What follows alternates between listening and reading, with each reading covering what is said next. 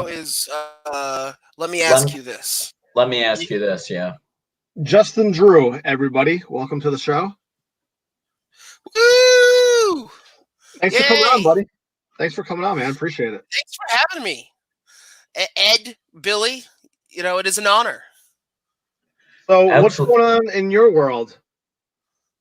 In my world? Well, I just was furloughed news? from my job today, and we're considering future prospects at this point, but right now it's just Wait, did you know it was coming or no? Oh, I knew it was coming. I mean, I work I mean, technically I was only furloughed, so I mean, technically I still work there, but it's a travel agency. I'm not going to say the name. It's a travel agency that caters primarily to senior citizens. So this virus was created to destroy my job. It was, because I mean, like literally 90%, like the last month and a half of my life is just like 6 months ago, most of my calls were, I want to book flights to this destination. The last month and a half were, yeah, there's no way I'm fucking flying. I can swear, right? Yeah. Yeah. Oh, sweet. It's like, no way I'm fucking flying to Nepal. I might not travel for 2 or 3 years until this blows over, and so it's like, all right. So was it one of those things where like every week you're like just waiting to get furloughed? Yeah, and they would come up with really sorry, I'm plugging your show. That's all right. I'm sorry. So I'm trying to get distracted. Bill, you know that I know a lot about being furloughed. Although did you get furloughed but they just never bring me back anytime I get furloughed. Yeah, I remember there was the company where they were like, we really value family time, and I'm like, yeah, I love when my managers tell me that they value my family time so much that they just lay me off. I mean, hang out with my family more. I'm just impressed that they kept me on until, May 7th. Because. I mean, I've had nothing to do for a good month and a half. Like I've had literally no, like every call was just, I want to cancel my program. Well, let me transfer you to the department that does that, because my department just books flights. Yeah. So, I mean, I was just pumped that I was still employed a week into the month of May, honestly, or I was still getting regular paychecks, because I know that it's like a big thing, with like a lot of people in like my age range that are like, oh, are we, we're going to do a rent strike, but like, I want to live here until I die. Like, I like my apartment and I have a pretty good situation. I have like incredibly cheap rent for the city of Boston. And that being the case, I don't want to go and try to go to war with that guy. Especially, I had a roommate in my apartment that it got extremely heated with a few months back, like actually almost a year ago now, who's another comic. And this dude was a psychopath and, would just do terrible things and eat your food and steal objects of yours and then gaslight you if you called him out on it. And I mean, it was like a whole war. And I ended up installing like a security camera in the kitchen and shit. And it was really bad, but it got to the point where like it was like him or me. And like the landlord had my back and evicted him. And just like really like was like a really like, oh my God, like what a solid thing to do, because he heard both of our stories and he decided, yeah, well, Justin probably is telling the truth, and then he also like replaced like the oven and the washing machine like earlier this year, or late last year, anyway. So he's done like cool shit, he's done like cool things. The solid dude. And yeah, I mean, he's not perfect, but I mean, he's I don't want to go to war with this guy if I don't have to, So especially if I was still employed. what have you been doing to take up some of your time? You know, during COVID-19. Oh, Animal Crossing. Animal Crossing. Animal Crossing. Just not me and my fiance. We share an island in Animal Crossing, and we talk about like our villagers in our island like our children. You know, where we will have like most of our conversations are like, do you think we should put this here on the island? And they're like, I don't know how that would look. Well, let me at least try it. And then, you know, it's like, it's the closest her and I will ever have. Is it like Farmville? Is it kind of like a Farmville meets Sims type of a thing? It's like a sim. It's definitely like a life sim. It's so basically, so you're like island, the resident services advisor. What? I was just joking. You don't have a what? You don't have an island, okay. I mean, I don't have a real island, no. Yeah, I know. I was messing around. If I did, I would be hiding out there. You know, I would go on the run. But yeah, so it's like you're basically, you move into like this deserted island, and it's you and it's you and two villagers to start, and then this shady landlord dude named Tom Nook, who immediately it's like, well, you're going to be in debt to me to move here, and then the whole thing is like you go and you build up this island from a a deserted island that's completely like wilderness, and then you slowly like build it into like a city or your town or something, and and you can and then eventually you can like start landscaping. Like I can choose to build a river wherever I want, but you don't get that until like 2 weeks in. It's weird. I'll tell you what, when I was in high school, the best game that I ever played, in fact, it was in like the computer lab. Now, I went to high school before the internet existed, and it was like a Sims, but for like a dinosaur park, and you had to create this like amusement park where you would bring dinosaurs in and try to make money, right? I love this game so much. I ended up having to go to summer school because I missed too many classes because I would sneak into the computer lab just to play this game. But nice, I loved it. Nice. I wanted to try to make as much money as possible at this dinosaur amusement park. Maybe I need to get into stay on topic. What was the name of it? No, I used to remember the name of it. I think it was like Dinosaur Park or something. I don't know. It was on one of those like old school Macintosh computers. Man, I remember some of that sort of stuff when I was like 95. I don't know, when I was like when I was like a kid. Like I remember. Oops. Technology.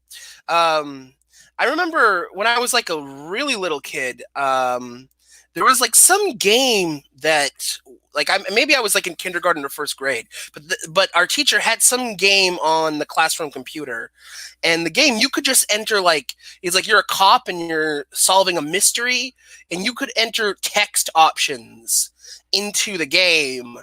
And I remember one kid figured out that you could enter so you could go into it you control the cop with like arrow buttons like you would. But you can just type in anything, and like you could type a command, and sometimes the command would work. And somebody actually typed in, like one of the kids typed in "get naked," and the cop got naked, and then they took the game away from us. Like, what was the game? Do you know what the game was? I have no idea. I mean, that was my 5-year-old brain. Was it like Leisure Suit? I don't know. Leisure Suit Larry was like the game that everyone liked when I was in high school, because you could get like HIV, which was really weird. You get like AIDS, which was really weird. Like you're in high school in 1994, you're like, this game's really weird for a computer game. Well, anyway, this game is. Hold on. That's a little different than Tamagotchi, which was popular when I was like that age. Oh, I had the Tamagotchi. I had a Tamagotchi. Oh, I had a Tamagotchi, man. Hold on. Yeah. I just looked that dinosaur game up. It's Dino Park Tycoon, which I'm gonna have to go buy as soon as it's over. Well, they got Tycoon games. I think I downloaded Roller Coaster Tycoon at one point. Oh, yeah. It was like on sale for 99 cents on my Switch. Oh yeah. Yeah, wow. Someone just said that. How did this guy know that? Dino Park Tycoon from 1993. Oh my god. Good for that guy. Wait, does this guy know what my game was? Hey, what is it? Javier. What was it? Javier Ocht. What was the game that you were talking about? Like you're a cop and you were trying to stop like a serial killer, and it was like a text-based game. It was very pixelated. Like when the guy got naked, you didn't see like a dick or anything. Like it was like 90, like, early 90s, like pixels. Was it like Carmen Sandiego or no? No, I don't think so. Because you're like a cop and you're like Carmen around. Sandiego. I don't know. No, not Carmen Ed's like, Sandiego. is that Lion King or? Is that Wizard of Oz? The one where you just get the cop tells you to get naked. That's a hell of a game. Well, I mean, that was just one thing we figured out that you could do. Right. No, I know. That's funny. Mm-hmm. So hey, how long were you doing comedy for? About a decade. Okay. What made you get into it? Pattern of childhood trauma. Yeah. Not feeling like I had a voice in my regular life, and I don't know. So I got into it at 20 years old, and then I crapped out around 30. You'll get back into it. When you say crapped out, do you just mean like you weren't hitting like you used to, or the amount of comedy I was doing took a dive once I was talking about this before we started, but I'm going to just reiterate it now for anybody who's watching.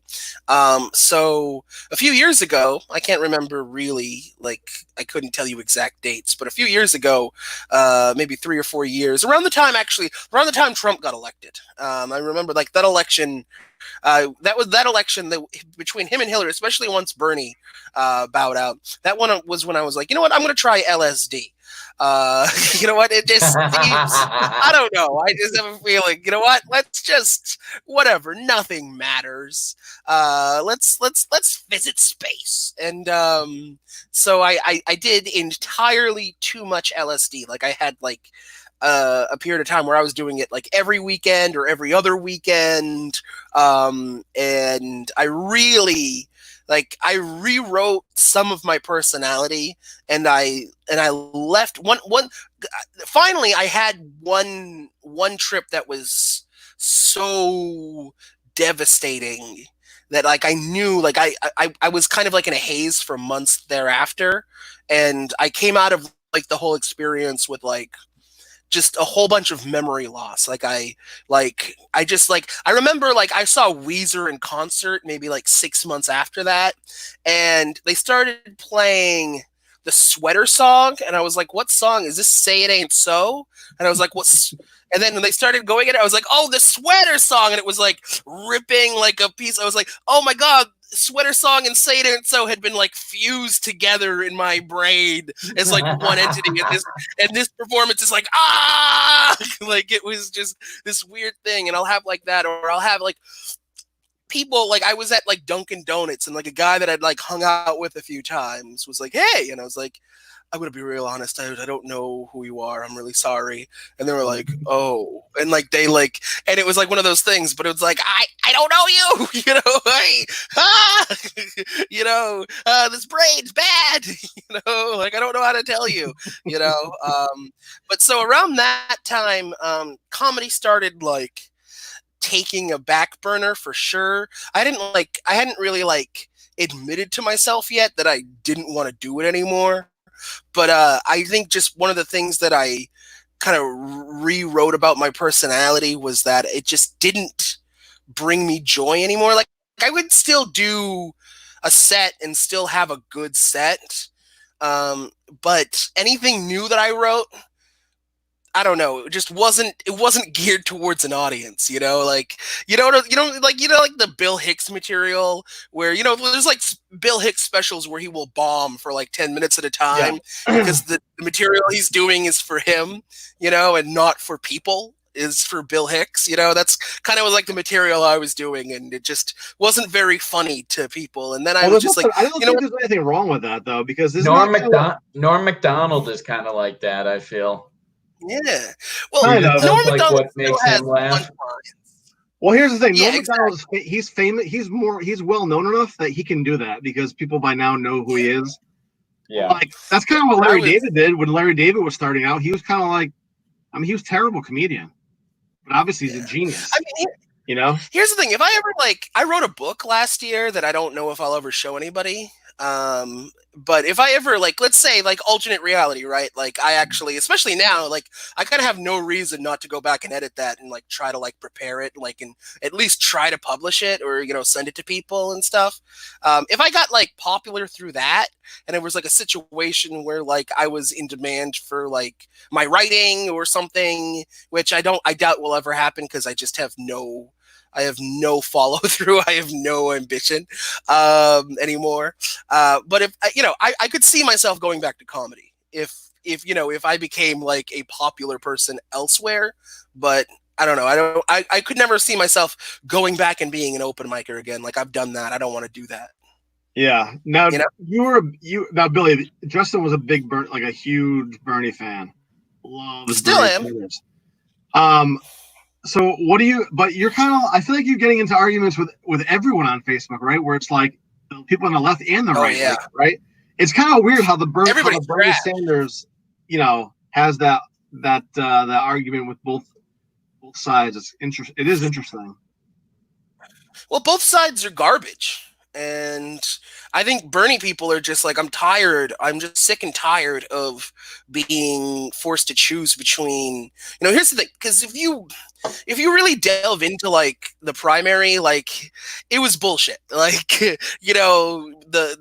Super Tuesday coup where all of a sudden three major Democratic contenders dropped out and all endorsed Biden, in a row, especially and then across the board on each one of these primaries, you get stories that polls were closed in a lot of areas where people were forced to drive 2 hours to their closest polling location. You know what I'm saying? Yeah. Areas and low income areas didn't have any polling locations, and then exit polling varied wildly from what the final tally was when it came to it was rigged. Both the 2016 and the 2020 primary were rigged, and so it's yeah, I don't feel like I don't feel like supporting the DNC. I will not vote for Biden. I live in Massachusetts. I have the benefit of living there.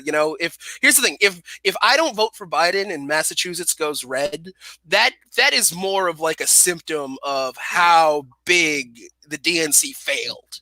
You know what I'm saying? Yeah. Because in 2016, every single I believe every single county, every single voting block voted for Hillary. It wasn't even, there was not even a little speck of red on it. It was all blue. Consistently. We're the only state that every voting precinct went blue completely. Every other state, even the blue states, had red sections, right? And so that just leads me to believe that, one, I don't have to vote for him because Massachusetts is going to go blue. If it was a popular vote, it'd be a different situation. And two, if Massachusetts does go red, then that's not my fault, man. I didn't, that's clearly you picked a senile rapist. Hold on here. Javier is answering your question. He says Police Quest. Maybe we should look into that.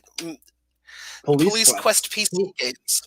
Interesting. That kind of, it was it might have been Police Quest, but I think it had some sort of subtitle. We're talking to the Sultan of video games over here. We need to ask him some other questions. I know. He knows. That's awesome. I'll tell you. Here's the thing. This guy's on the money. My Justin, real dad. I love the fact that you aren't afraid to share your opinion on Facebook. I do like that because you get the conversation going, whereas I would never do that. Hold on, you would never do that. No, did we never piss people off? Well, hey, I don't think so. Whatever. Hold on here. I'm gonna need you to, Justin. I need you to come back in, buddy. It seems Did you boot him? Yeah, I had to because if the connection's bad, sometimes you gotta reconnect. But it seems like some people just have a bad connection, or it's either. Do you know this guy, Javier? No, I don't know. I mean, maybe from I'm not sure how. Yeah, I don't know. He's on the money. Yeah, he knows everything about the video games. Tell you what, I'm 100% buying that game when the Dino Park game. When we get off the air tonight. Are you gonna force your kids to play it, or are you gonna play it? I'm gonna see if I can download it to my computer, dude. I had to download 5 like 7-hour videos today to my computer, and I hope it didn't mess up. Like from all that content that I did over the weekend, because I have to edit it. So I had to download it from StreamYard because StreamYard deletes everything after 7 days. So you got to make sure that you download everything before it gets deleted. How long does it take to delete everything? They delete it after 7 days. Yo.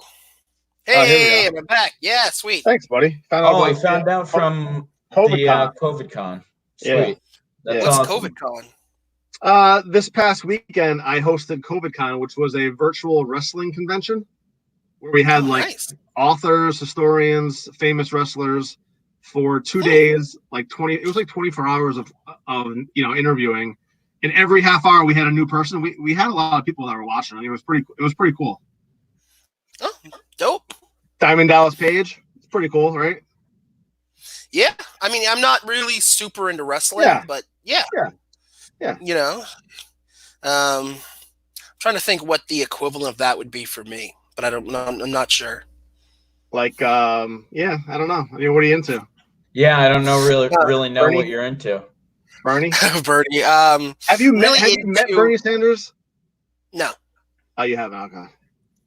Why do you keep shifting it back? What?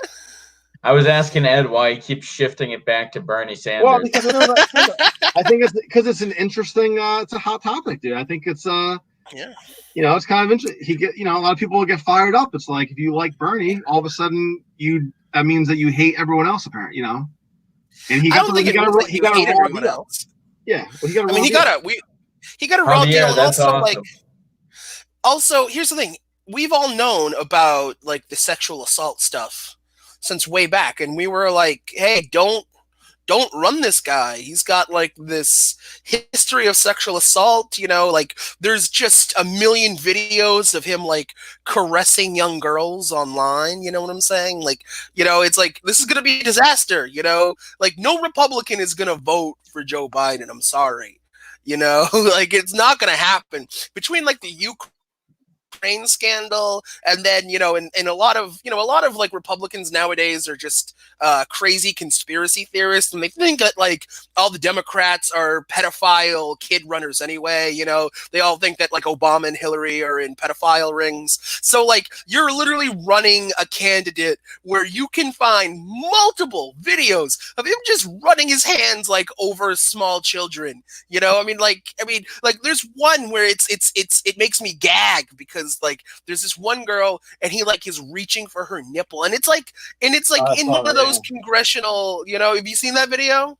Yeah. Where he reaches for the girl's nipple and then you see her physically pull away, but then he goes and he reorients his hand and grabs it, and it's no, submit to me, and you see that little power balance play out, and it's I can never vote for this guy. I refuse. You cannot make me vote for this guy. Here's the thing, with Trump, yes, I believe that guy is a rapist. I mean, there's, dozens of women, but outside of the pussy tape, we've never actually seen him sexually assault anybody. With Biden, you got the sexual assault on camera. I'm sorry. Do you think it was like this in the 80s with politics, or you think it's just because we have so much social media? And everything's now out. The media increase for sure. The media just wants anything bad. Well, we do live in a world of 24-hour information. I mean, have you ever read the comic Transmetropolitan?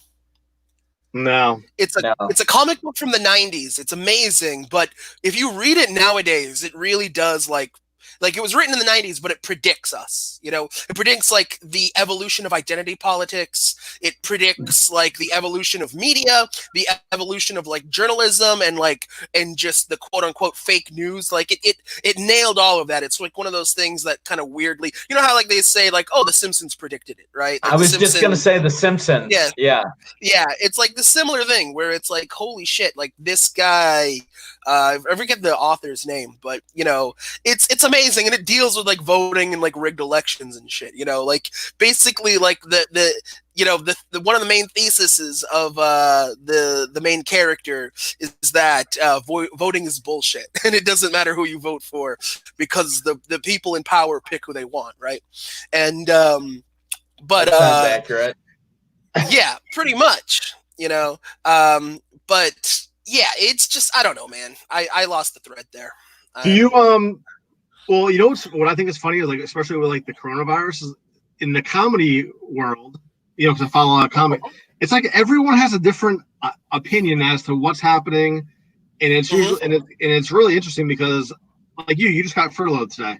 So like, what do you want to happen? Do you want the economy to open? Do you not want it to open? I mean, you know. I mean, it's scary. I don't want. Here's the thing. My mother's a nurse. You know, and so like whenever I see like somebody like online grandstanding like this thing's a fucking hoax, like blah blah blah, or they're inflating the death numbers, it's like I assure you they are not. You know, like you know, yeah, you know, like you know, most of the people who get it recover, and that's great. But the amount of people who do die is crazy high, and especially like people were saying like there's this one Trump supporter that I refuse to unfriend on Facebook because his name is Ray Primus, and he's this crazy person.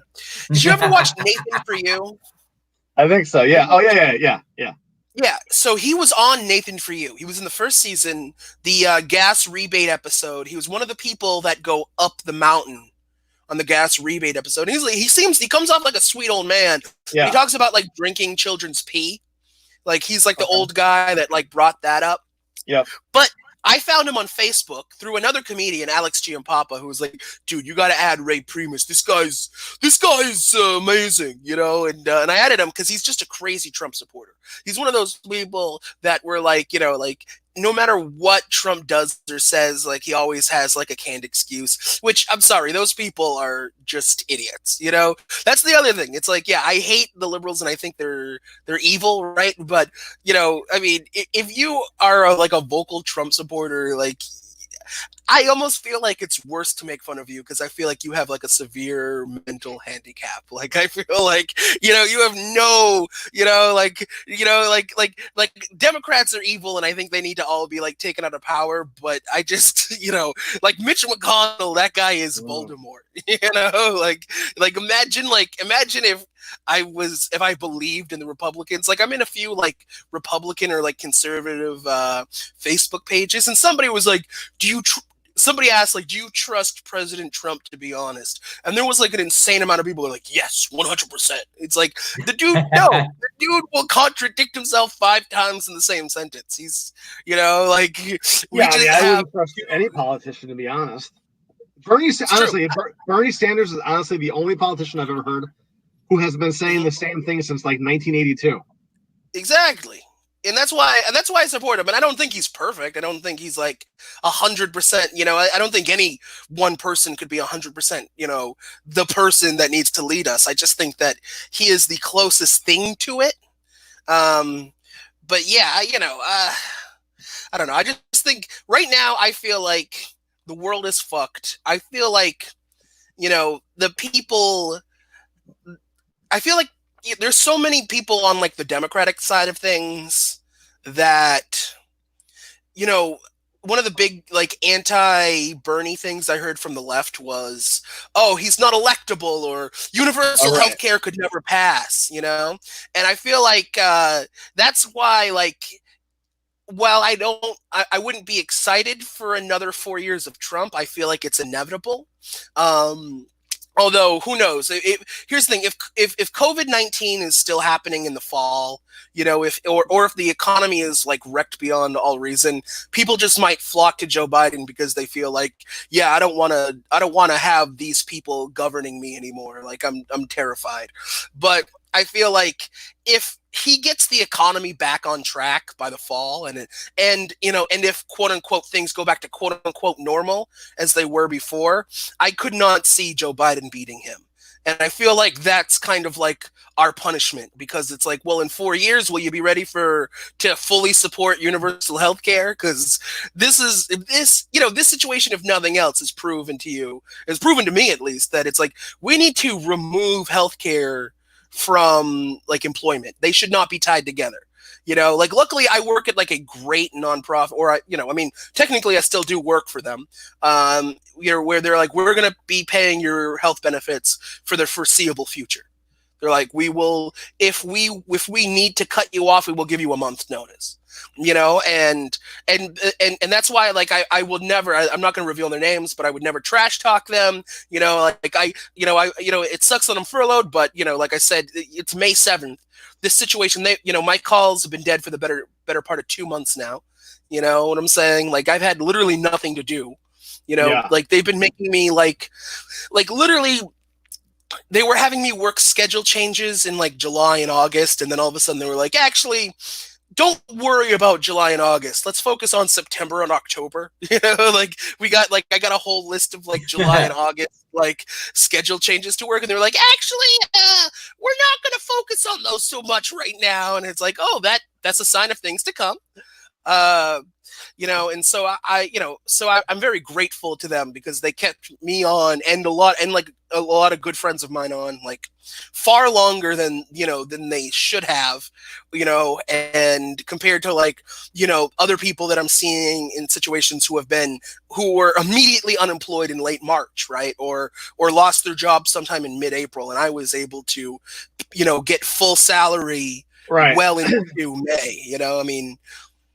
And so I'm incredibly lucky in that regard. I do think it's interesting. Like, people who are able to work from home, still getting a paycheck, are like, maybe we need to keep everything closed but then there are people that are literally out of work and they aren't getting unemployment for whatever reason, because they're backlogged. Mm-hmm. And those people want to go back to work because they kind of need to pay to buy stuff. At this point, I feel like we can't stop sections of the country from reopening. Like, there's just a million idiots with guns, and here's the thing. At this point, it's like, okay, well, let bumfuck Indiana reopen, man. Like, let them do it, I think it's going to go poorly. I think it's going to be a bloodbath, but maybe that's what they need, man. Maybe, like, at a certain point, you can't, like, save a person from their self, you gotta just like, hey, just do the dumb thing, and hopefully, I just feel bad for like the healthcare workers in those situations, because like I said, my mother's a nurse. Yeah. And and I probably shouldn't be telling this story, and hopefully nobody looks up who my mother is, but she had a patient yesterday. She was like telling me about this because it really upset her. She had a patient who was this woman who was like 7 months pregnant and hadn't done anything about it because she was like a junkie. And my mother was like helping her, and the woman like coughed in her face. Like, and my mother's like, I could feel it going through my N95 mask and like hitting through it. And she was trying to give this woman the COVID test. And so then she gave the woman the COVID test, and the woman was positive. Oh, and now she's like having like, and then literally like a good portion of last night was my mother going into like an existential spiral about it. But one of the things she told me, she's like, here's the thing, this woman, is a junkie, did not figure out that or figured out that she was pregnant 2 months ago when she was admitted for a different thing, but never went and sought like prenatal care or anything like that. And she goes, and I guarantee you, Justin, she goes, this woman, we told her all the things she has to do now that she's COVID positive. I guarantee you she's going to do none of those things. This woman is out there. And this woman is, refused to wear a mask, wouldn't wear one inside, wouldn't wear one outside. Like, and she goes, and this person is out somewhere in Boston, riding the T, like in public, waiting in line, at Dunkin' Donuts, you know what I'm saying? God. And that's that's the fact of the matter, man. That's I'm what, never like, leaving my house again. exactly. Which, and luckily up until now, I've had the benefit of, because I had a really good job with really good benefits, so I've been able to order Whole Foods delivery, and I've been buying snacks in bulk. I spent $40 and got like 8 bags of beef jerky. It was amazing. So, but I mean, that's out there, man. That's and think about everybody that she passes. Think about how many people she's infecting, especially the morons like, I'm not wearing a mask. Oh, they're giving up your freedoms to wear a mask. It's like, no, man. It's just so you don't get your filthy germs everywhere. Because here's the thing: your nose and your mouth are like spouts. You're just always broadcasting fucking germ particles into the world. So wearing a mask is going to protect those from coming out or coming in. It's like it's being a fucking grown up. And there's a lot of people who are just revealing that they are in fact children. They are dumb children. I won't wear a mask, which is why I won't go anywhere, because I have like severe like anxiety about like being perfect, where I'm like, oh my god, is the mask not going to be not on the right way? Or I'll think it's like, so I'm like, so I haven't left my yard in like, 6 weeks, maybe 8 weeks. If you can afford to not do that, that's the best. And like, I'm hunkering down. Like, we actually, in my apartment, I live with 2 of my brothers, and then my fiance lives here, and one of my brother's fiancés live here, and we, between 2 floors, we split it's like a decent sized apartment. Like, we don't feel like we're cramped or anything. And like the rent is insane. Like when it all shakes out, we each pay like something like $600 a month, which is crazy for Boston, which is why I don't want this situation to end, which is why I'm very hesitant to go to war with my landlord, because I want to just keep that guy happy. Right. And I know that's like not like the millennial thing. It's like, we need to rent strike. And it's like, yeah, but here's the thing. I know that they can't evict us right now, but as soon as they can, they will, as soon as that lifts, it's like, yeah, well, I'd rather, push it as long as I can to not go to war with that guy. But we had this big controversy because my brother actually works at the same company. One of my brothers, they work at the same company I do, but the other one just works at Starbucks, which and Starbucks was like going to make him go back to work. Actually, I think it was like last Monday he was supposed to go back to work, and it was like a huge fight like between us and all of the roommates, because the people who lived, like my brother and my other brother and his fiance, they're like really terrified because they both are like heavily immunocompromised. Like my brother Matt, he has severe asthma, and like getting pneumonia, and like he gets pneumonia super easily, and we just know that like if he got the virus it would kill him, and I have like high blood pressure, so I'm also at risk. But so my brother Joe, the one who works at Starbucks, they were calling him back, and my brother Matt and his fiance were like, no, we will not allow that.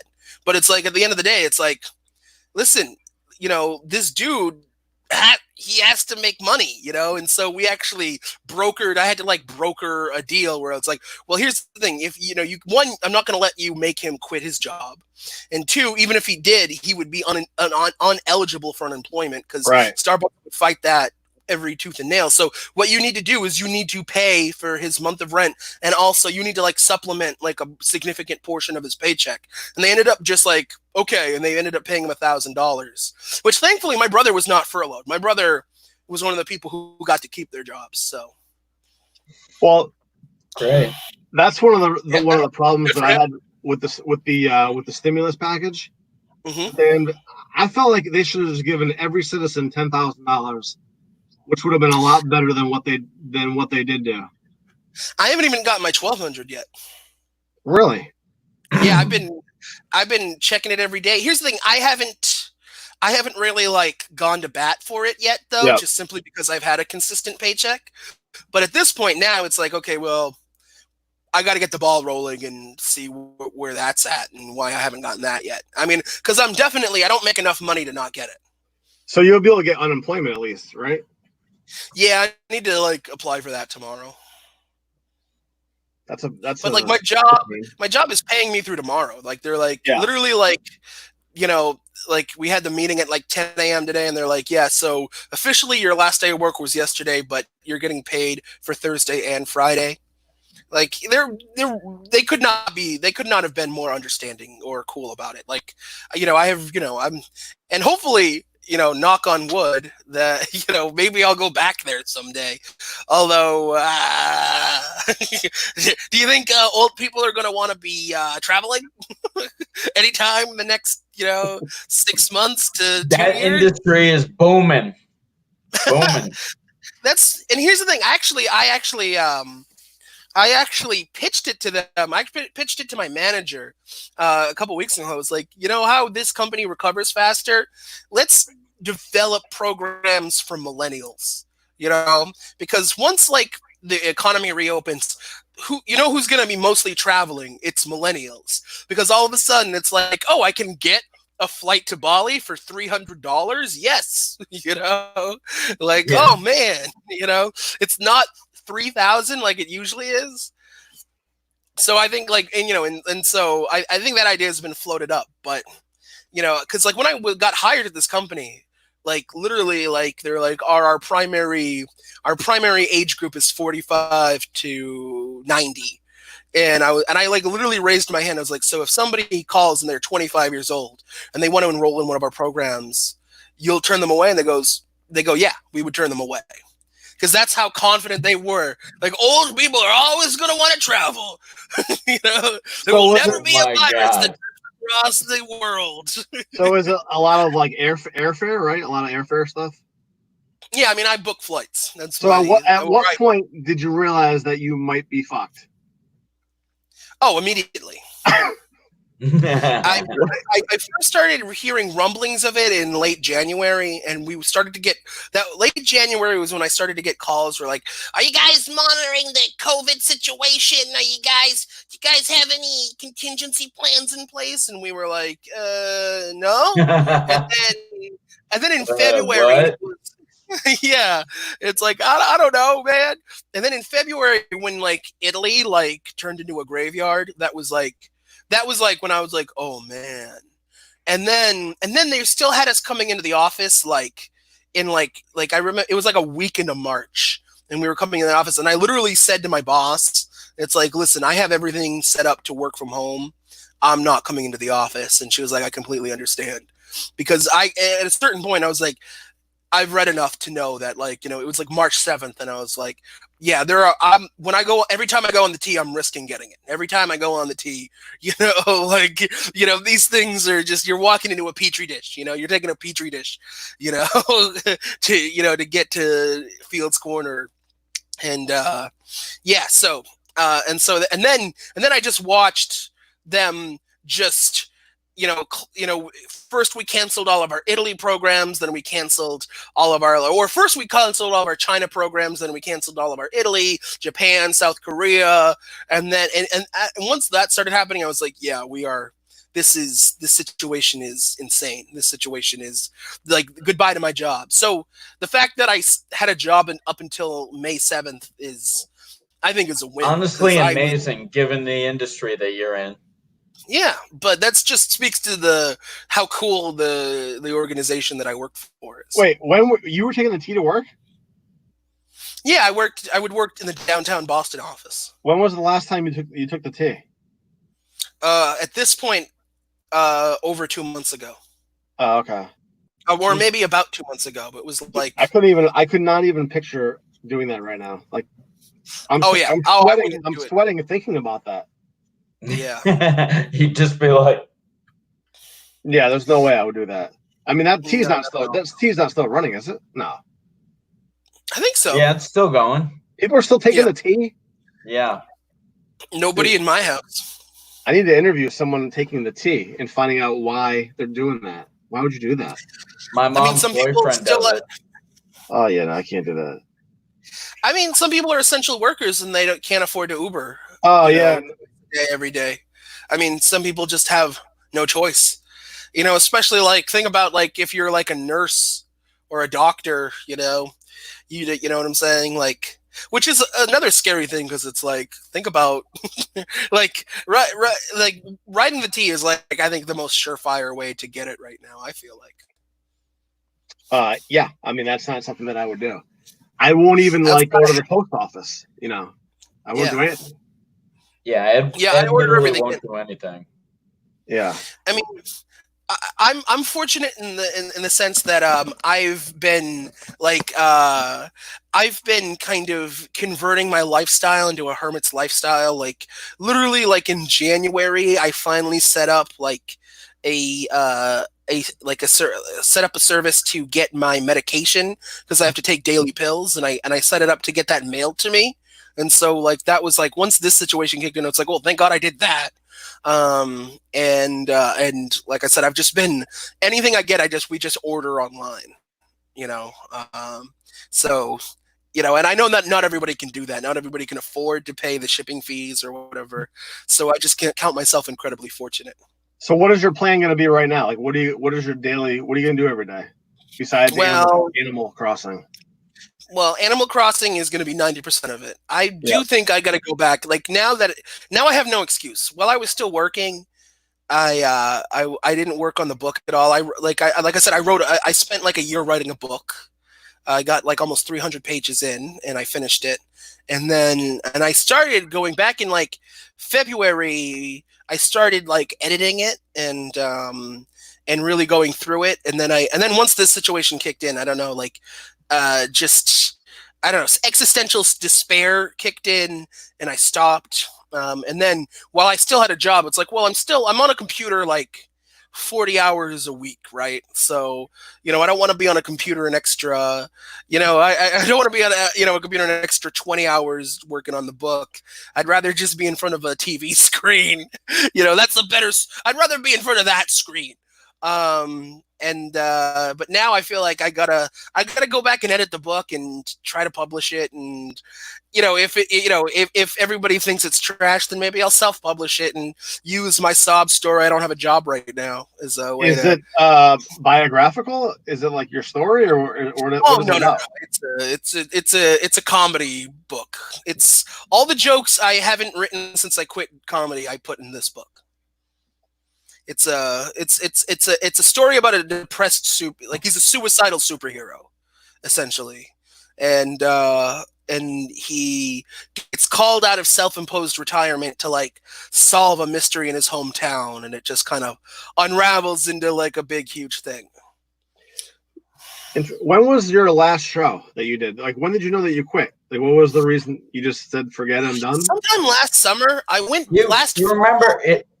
That was like a whole part of the interview earlier. Like, well, no. What was the reason? Like, what was the main reason? What was the main reason? That's why I stopped. The main reason that I quit stand up. Yeah. It just didn't hit that spot for me anymore. Yeah. Like and here's the thing, I would have good sets. I would crush.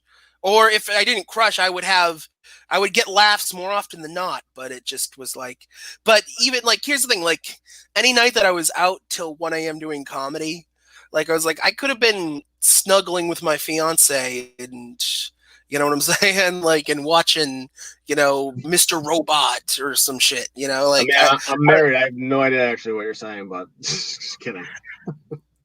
I don't know. Here's the thing. I've always been like a quote unquote girlfriend guy. Yeah. I've always been like I like having somebody there, and my current relationship is far and away the best situation I've ever been in. I would hope so. You guys are engaged. Yeah, you're engaged. So you're engaged. Yes. That would line up with expectations. Yeah, it's true, but like, I mean, like, I do feel like it warrants reiteration, like, and especially if any of my exes are watching right now, you were trash, and this woman is an angel. No,